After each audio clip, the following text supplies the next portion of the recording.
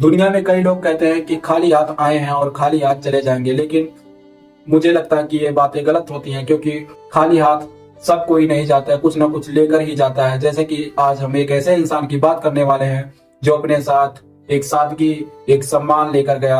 आज हम बात कर रहे हैं ही मैन कहे जाने वाले धर्मपाल जी की, जिन्होंने अपने फिल्मी करियर में छह दशक बिताए और आज वो इस दुनिया में नहीं है। 24 नवंबर 2025 वो दिन जब भारत का सिनेमा, भारतीय सिनेमा डगमगा उठा। ऐसा लगा मानो एक युग का अंत हो गया, एक विरासत छूट गई। आज हम बात कर रहे हैं धर्मपाल जी की, जिन्होंने करोड़ों दिलों पर राज किया। धर्मपाल जी का जन्म 8 दिसंबर 1935 को पंजाब के नसराली गांव में हुआ था। इनके पिता का नाम श्री कृष्ण देओल था, जो कि एक स्कूल में टीचर थे, जबकि माता एक गृहिणी थी जिनका नाम था सतवंत कौर। धर्मेंद्र जी कहते हैं कि वो आज भी उसी गांव का, एक गांव के ही लड़के जैसे महसूस करते हैं, क्योंकि उन्हें ये फिल्म शहर तक ले गई, ऐसा उनका कहना है। उन्होंने कई इंटरव्यू में कहा है कि आज भी मैं गांव की जीवन जीना चाहता हूं और मुझे आज भी गांव अच्छा लगता है और मैं आज वही गांव का लड़का हूं, न कि फिल्म स्टार। वो अपने आप को कभी फिल्म स्टार माने ही नहीं। उन्हें अपने गांव से इतना प्रेम था कि वो आज भी गांव को नहीं भूल पाए थे, जिसके कारण यही उनकी खासियत है कि वो आज करोड़ों दिलों पे राज करते हैं और लोग उन्हें प्यार से क्या क्या नहीं बुलाया। किसी ने ही मैन कहा तो किसी ने धर्मपाल जी कहकर बुलाया तो किसी ने धर्मेंद्र जी कहा। यही खासियत है कि माँ बाप तो हमें एक नाम देते हैं, बट वो हमारी जिम्मेदारी होती है कि हम दुनिया में अपने कितने नाम कमा सकते हैं, और वो सब कर दिखाया है हमारे धर्मपाल जी ने, जिनसे हमें सीखना चाहिए। चलिए उनके कुछ करियर के बारे में जानते हैं कि कैसा उनका करियर रहा और कैसे वो आज एक फिल्म स्टार बने। दरअसल वो अपनी स्कूली लाइफ में जब थे तो उनके पिता जी चाहते थे कि वो पढ़ लिख कर एक प्रोफेसर बने, लेकिन धर्मेंद्र पाल जी का मन बिल्कुल भी नहीं था कि वो शिक्षक बने, प्रोफेसर बने। वो बचपन में दिलीप कुमार की फिल्में देखा करते थे, जिनसे उन्हें दिलीप कुमार से उन्हें प्रेरणा मिली और उनका भी सपना था कि मैं भी एक दिन पर्दे पर आऊं एक हीरो के रोल में। एक उनका पूरा सपना था कि मैं हीरो बनूं, जो कि उन्होंने बनकर भी दिखाया और बने भी वो।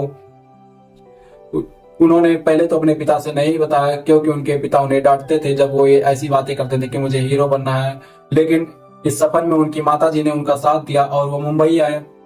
खैर मुंबई आए तो ना उनके पास खाने का पैसा था, ना उनके पास रहने का पैसा था। इस कारण वो फिर मुंबई से घर लौट गए। उनके हाथ कामयाबी नहीं लगी, बट फिर कुछ हुआ। वो 5 साल बाद आए और फिल्म फेयर कॉन्टेस्ट का एक वो दिया था, उसमें भाग लिया और वहीं से उनके किस्मत की ताला खुल गई और उनकी फिल्में सफर वहीं से शुरू हुई। साल 1960 में जब उनका फिल्म आया दिल भी तेरा हम भी तेरे, उसी से उनकी फिल्मी दुनिया शुरुआत हुई और वो आज निरंतर फिल्मों की दुनिया में आगे बढ़ते रहे।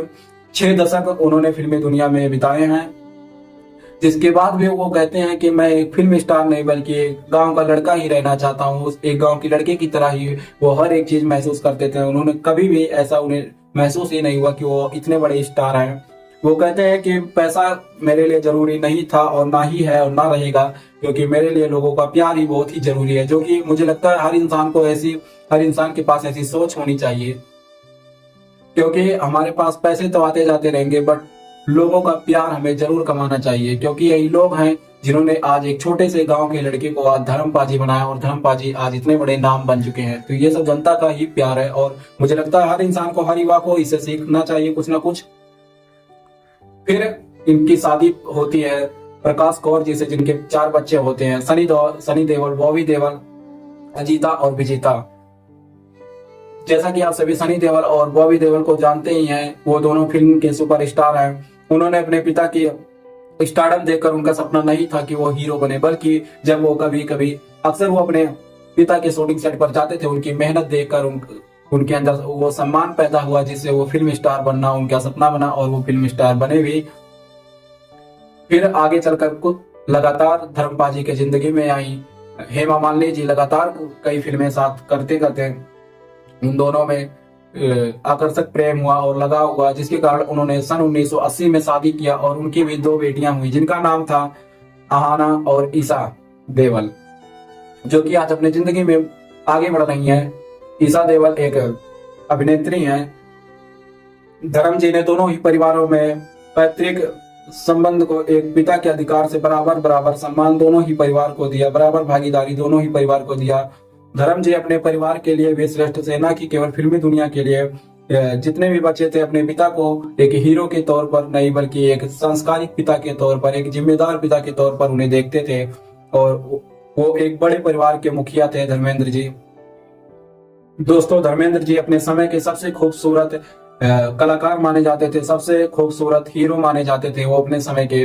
और उनकी बॉडी भी बहुत ही फिट हुआ करती थी और आज भी थी। आज भी उनके जिस्म में ऐसा लगता था कि लोहे का उनका पूरा जिस्म है। और जिसके कारण और धर्मेंद्र जी को फिल्मों में सब रोल दिया गया, एक इमोशनल रोल भी उन्होंने निभाया, हीरो के तौर पर भी उन्होंने रहा और उनके रोमांस को भी लोगों ने बहुत ही पसंद किया, जिसके कारण धर्मेंद्र जी हर क्षेत्र में अपनी लोकप्रियता बनाए रहे। और यही उनके जीवन का सबसे बड़ा आधारशिला बना और वो आज करोड़ों दिलों पर राज करते हैं। तो हमें धर्मेंद्र जी के जीवन से सीखना चाहिए कि एक छोटा सा परिवार था, उनके सपने बड़े थे बट उनके घर की स्थिति बहुत ही छोटी थी, लेकिन उन्होंने अपने संघर्ष पथ पर चलने का कार्य शुरू किया और वो आज दुनिया में अपने नाम से जाने जाते हैं। और न सिर्फ वही जाने जाते हैं, आज उनका पूरा परिवार एक आइकॉन बना हुआ है जिनसे दुनिया सीखती है। तो आप सब भी उनकी तरह बनने का प्रयास करें और आप सब जहां भी हैं कभी अपने आप को ये मत समझे कि मैं इतने छोटे से परिवार से आता हूं, मेरे परिवार की आर्थिक स्थिति इतनी नहीं है कि मैं उस लायक बन सकूं, उतना बड़ा इंसान बन सकूं। मैं कहता हूं दोस्तों, अगर आपकी सोच में दम है तो आप कुछ भी कर सकते हैं और आप भी अपने संघर्ष पथ पर चले और जरूर एक दिन आपका भी सपना पूरा होगा, आपका भी एक नाम होगा। धर्मेंद्र जी को उनकी बहुत ही प्रसिद्ध फिल्म शोले से उनकी पहचान और बढ़ी, जिसमें अमिताभ बच्चन, हेमा मालिनी और धर्मेंद्र जी ने अपना किरदार निभाया। धर्मेंद्र जी ने अपना किरदार निभाया है वीरू के रूप में, जबकि असल जिंदगी में वीरू नहीं है और जय है। और जबकि उस फिल्म में दिखाया गया था कि जय की मौत हो जाती है और वीरू बच जाते हैं, बट असल जिंदगी में कुछ उल्टा ही हुआ।